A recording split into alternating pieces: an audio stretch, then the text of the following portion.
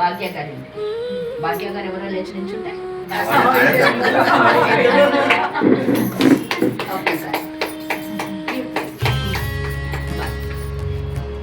ఇప్పుడు ప్రెజెంట్ సిచ్యువేషన్లో భగవద్గీత మన జీవితంలో ఒక భాగం అయిపోవాలి. చక్కగా ప్రతి ఒక్కరు నేర్పించేవాళ్ళు ఉన్నారు. ఇంటింటికి భగవద్గీత ప్రతి ఒక్కరికి కూర్చుండాలి చిన్నప్పటి నుంచి. ఎందుకంటే జీవితంలో అనేకం చదివిన వాళ్ళకి ఎవరెవరు చదువుతారో వాళ్ళందరికీ ఇండివిజువల్గా వేరే వేరే వస్తుంది. ఇప్పుడు నేను చదువుతాను, నా భావన వేరేగా ఉంటుంది. మీరు చదువుతారు, మీకు ఒక భావన. బాధ్యత లేకుండా తన ధర్మాన్ని వదిలేసి వేరే దాంట్లో దారిలో పోవడం, అది వేరే ధర్మం. నీ ధర్మం ఏంటి? భగవంతుడు నీకు ఇచ్చింది, పుట్టించింది. నువ్వు భార్యగా, నువ్వు ఒక విద్యార్థిగా, ఉద్యోగస్తుడిగా, నీకు ఏది ఉందో అది దాంట్లో ఎన్ని కష్ట నష్టాలు వస్తే జీవితంలో సుఖం సాధిస్తాము. అదే పరధర్మానికి వేరే వాళ్ళు తొంగి చూస్తే మనము చాలా అప్పటికి సుఖం దొరుకుతుంది.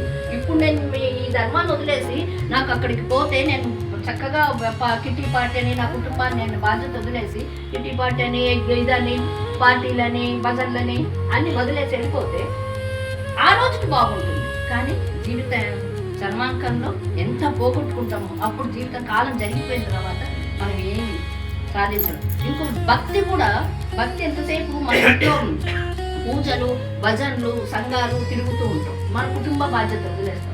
అన్నిటికంటే నీ కర్తవ్యం ముందు నిర్వర్తించు. నీకు ఇచ్చిన భగవంతుడు ఇచ్చిన కర్తవ్యాన్ని నువ్వు నిర్వర్తించు. ఆ తర్వాత దాంట్లో కష్ట సుఖాలు నష్టాలు ఉన్నా కూడా దాంట్లో మనం జీవితాన్ని పోగొట్టుకున్న తర్వాత కానీ సుఖపడతాం. భార్య కూడా భర్త కూడా ఇద్దరు ఎవరైనా సరే కుటుంబాల్లో వాళ్ళది వ్యక్తిత్వాన్ని వాళ్ళ బాధ్యతల్ని వాళ్ళు గుర్తించి అది వ్యవహరించాలి. తల్లి ఆపకంగా అదే నేనే చెప్పదలుచుకుంది. అత్తపోయాడు కదా నాకు ఇంకేం లేదని మాత్రం ఉండకండి. ఏదైనా సాధించండి. భగవద్గీత నేర్చుకోండి, మెడిటేషన్ చేస్తున్నారు, మార్నింగ్ ఎక్సర్సైజ్ చేయండి, ఎవరికైనా సహాయపడండి, ఏదైనా సహాయం చేయండి. మీలాంటి వాళ్ళకి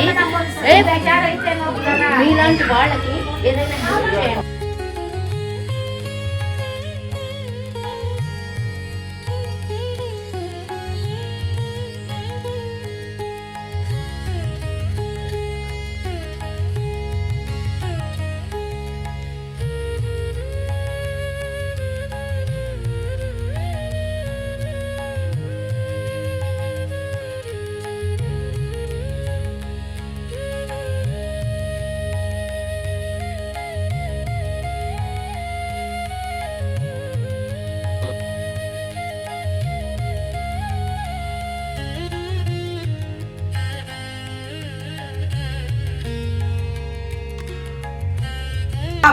కానీ బాధపడాల్సింది అంటే బాధ ఉండదని నేను చెప్పనమ్మా, మీకు బాధ ఉండదని మాత్రం నేను చెప్పను.